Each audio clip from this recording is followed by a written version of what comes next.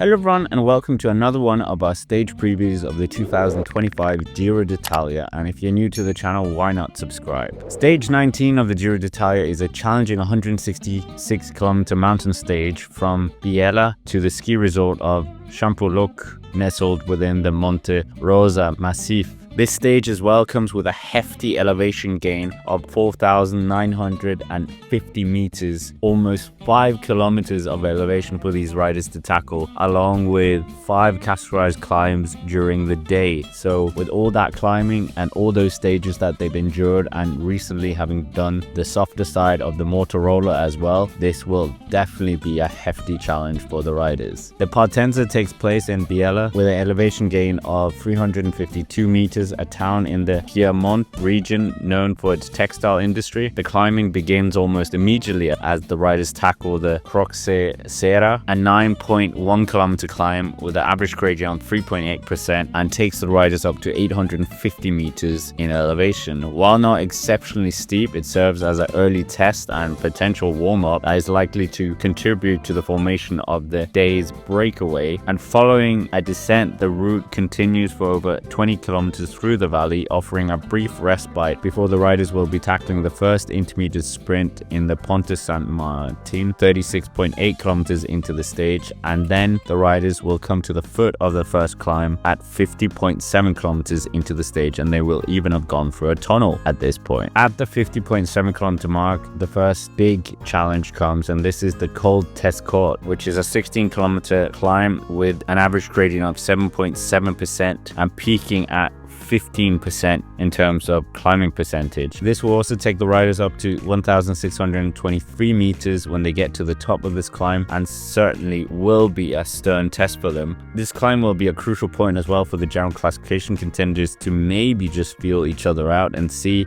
if they can get rid of some of the domestiques from the other teams as well before the last 3 climbs of the day. But the first of 4 Cat 1 climbs for the riders. After a demanding descent from the climb, the riders will face approximately 10 kilometers in the valley before tackling the next climb, but in between there will actually be an intermediate sprint as well for them to contest. The next climb is the Ascent Pante, peaking at 1,664 meters, slightly higher that of the previous climb. This is another substantial ascent stretching for 16.5 kilometers with an average gradient of 7.2% and the maximum gradients reaching 12% on the profile. As they reach the summit of the climb, they still have 57 kilometers to the finish line, ensuring that the climbing is far from over. The riders will have a 20 kilometer descent from this, and this will take us towards also the first and only Red Bull bonus second sprint as well, which comes just before the last 2 categorized climbs as well. The Red Bull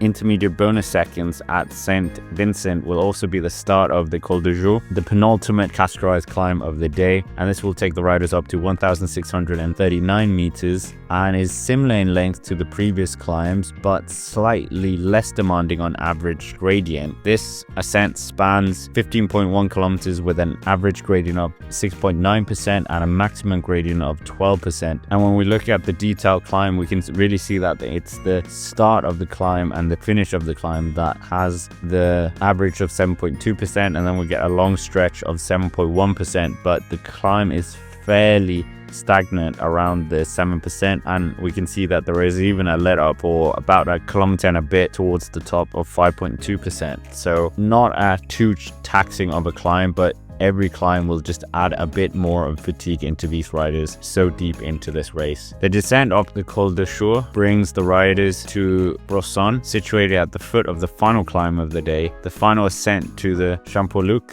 finishing at an elevation of 1,571 meters, so a bit lower than other climbs, is an 8.7 kilometer uphill drag with an average gradient of just 5%, which is nothing similar to that the riders have faced already. The climb starts out relatively easy, with the first 5 kilometers only around 4%, then a brief respite for the riders for about a kilometer, and then they have a 7.2% section, and then the climb flattens off a bit. So by no means an all-out escapade of a hard climb, but it certainly could finish some riders off if they are on the limit. The riders will then pass through Antenio, marking this highest point of the stage at 1,724 meters before entering the final 5 kilometers downhill to the finish in Champoluc. Champoluc, the main hub of the vast Monte Rosa ski area, will provide a stunning alpine backdrop for the conclusion of a demanding stage that has traversed significant climbs throughout the day and has that huge 4,950 meters of elevation gain for the riders, and certainly will be a absolutely energy sapping day for all these riders. Potentially the biggest stage of the whole Giro d'Italia. We saw the stage 16 left a brutal mark on this Giro itself. So in terms of predictions, if Isaac Del Toro still has the jersey, this could be the day where he loses even more, and where we really see the big riders of many Grand Tour experiences in their legs already, of Richard Carapaz, Simon Yates really coming to the forefront. And maybe we will even see UAE be able to turn it around, but that will be quite hard to see. I think a breakaway could be able to win this. We've seen Astana really being up for trying to get a win here. Egan Bernal as well will be strong, I think. But with the leading pack of riders not necessarily having an iron grip on the race as we're used to, this will give a lot of opportunity for breakaways to get up the road, and I think they will know this as well. So I would probably think that we are going to see Nairo Quintana and maybe even Tom Pidcock up here in the break, and many riders will really be competing for that breakaway, because this is a very opportune moment to get a victory. I think Bahrain Victorious, they are looking strong as well for a GC, but I don't think they will be contesting the win. Ineos Grenadiers, as I said, Egan Bernal, is he going to be able to do something here? Arensman looked like he's losing as well, but I just have question marks over whether Visma Lease Bike and EF Education EasyPost will actually be able to control this. Therefore, with Red Bull Bora Hansgrohe not having Primoz Roglic anymore,